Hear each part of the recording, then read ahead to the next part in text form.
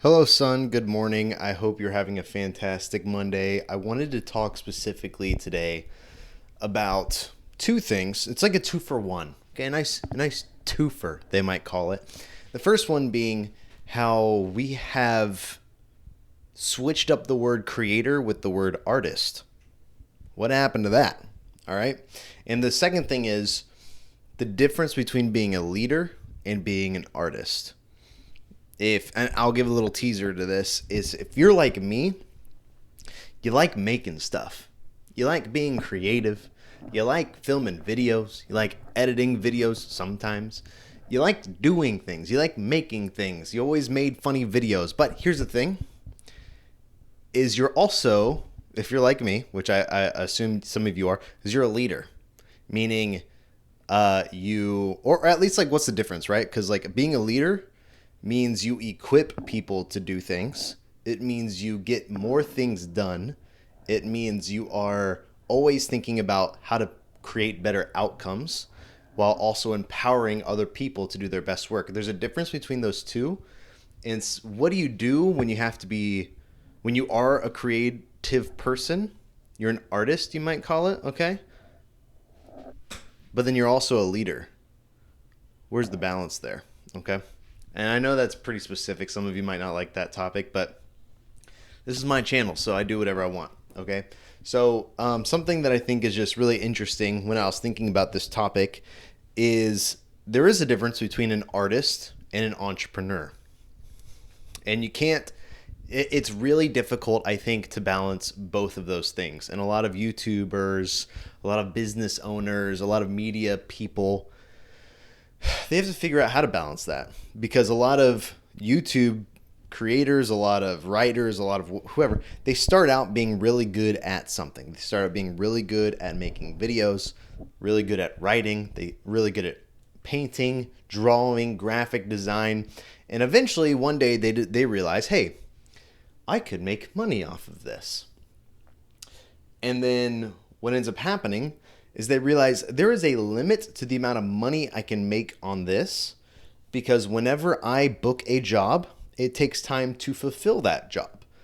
And then guess what happens? You don't spend any more time getting more jobs because you're so busy creating or doing the thing that you got paid to do. And then you get to the end of that job and then you look around and then you have to go through the process again of like, oh, I need more work. So this is why sometimes it's better to just work for someone as an artist. For example, my little sister, I told her, I was like, hey, you could, she's a graphic designer, animator. I was like, you could do your own thing. You could work for yourself and, work as a freelancer for multiple different people, whatever. She's just like, you know what? I don't really want to do the whole entrepreneur thing. I just want someone to tell me what to do every day. That's all I want. I want to come into work. I want to be told what to do, and I want to make something to the best of my abilities based off of what they told me to do. And that's fair. I think honestly there would be a point that I would like that too. That would be nice. But I don't like being told what to do. I don't like it when people tell me what to do. I don't like when people tell me what not to do. And I like working for myself. I like doing whatever I want. Obviously, your clients tell you what they want. And so you have to help fulfill on those things. That's like a different story, right? But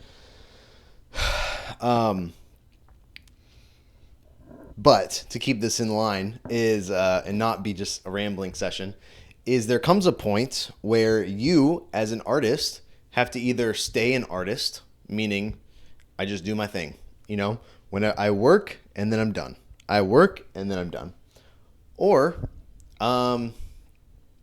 you have to figure out that you realize, okay, I could either do that. This is what happened with me.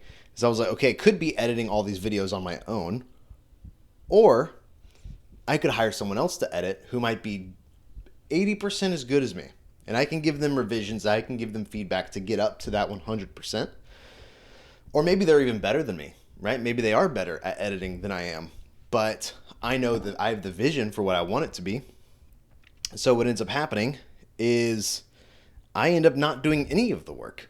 In fact, I go and I move away from being this artist and I move towards being a leader. I move towards being an operator, an owner, an entrepreneur, a business guy. You know what I mean? And this is like a really tricky path to navigate, in my opinion. It's kind of what I'm dealing with right now, which is I have this idea of what works. If I was left to it, if I could maybe work with myself, I could work with 1 to 2 other people.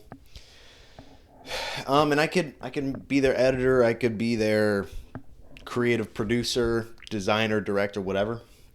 But I'd only be able to do so much. But there comes a point where if you learn how to lead other people, if you learn how to equip other people, you can do way more. You can scale your skills and ability way further than you could ever do it by yourself. I think creators have a hard time with this. And this is why Mr. Beast has gotten so big and why a lot of others have stayed relatively smaller, is because he figured out how to scale himself. He figured out how to multiply himself. And honestly, I don't really like talking about Mr. Beast like this. It's like, I feel like everyone talks about Mr. Beast. They're like, oh my gosh, he's the golden child of YouTube creativity. It's like, not really. In my opinion, there's a lot better people who have done the thing. He just is really good at his thing. He's better at it than anybody else is. But here's what I'll say. Because I feel like I might have woven out some tangents here. So I want to connect these tangents all together. Is one, when I was thinking about all of this, all I could think about was the creator. And I realized we don't really talk about, we talk about everyone as like a creator. We don't talk about them as an artist. And I think there's like a different mindset. Like, if anything, there's a spectrum, right? It's all a spectrum. Okay. So on this side, you have like the pure artist. Let me see if I can get my hand there. You have the pure artist. This is the person who makes what they want whenever they want. And they don't care. Like, it is an expression of them. This is why you have a lot of starving artists, is where that term comes from, because you have a lot of these people who just have this thing inside of them that they want to share and they want to say and they want to speak, they want to do whatever. And they just make as an expression of themselves. And the true artist doesn't really figure out how to make money off of that. Like, usually they just make, and then the world somehow determines whether that's good art or not. This is why it's all subjective. It's all weird. For example, Van Gogh sold like 1 painting in his lifetime, and then he dies. And then everyone's like, this guy's the greatest artist to ever live. We have the true artist has no control over what people think of their work, and they don't want to. They don't want to make for other people. They only make for themselves. So they're never going to make a ton of money unless they're just really lucky. Okay? That's just like the true artist right here. Then on this side, you have the entrepreneur. You have the business leader. This is the person who sees art as a way to make money. And that's not wrong. This is not greedy business billionaire, right? This is just a person who sees that people like art and they want to they're like, people will pay money for that. They want to be entertained. So this, for example, this is like the movie producer.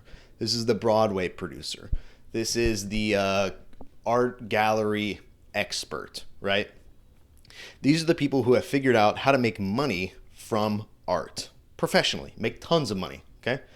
This is like the creative director. This is the studio owner, whatever. So that's over here. Then, like, right smack dab in the middle is the YouTube content creator, the solopreneur, some might call it.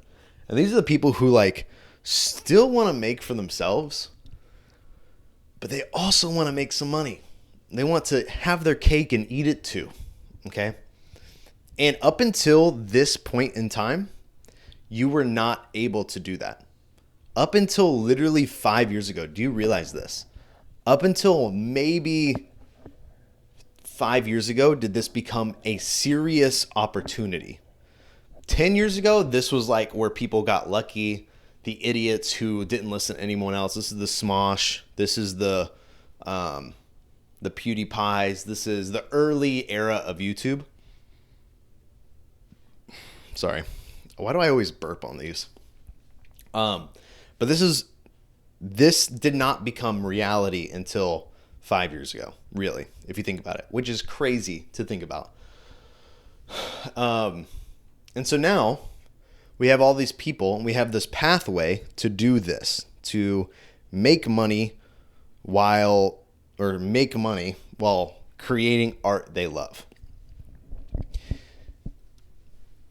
But then when you sit in the middle, you have to balance. You have to figure out, how do you stay balanced? Because if you start going too far this way, you start making content or art that no one cares about, that no one wants. Then you get low views, and then you don't get any ad revenue, and then no one wants to partner with you, yada, yada, yada. And then you become a starving artist.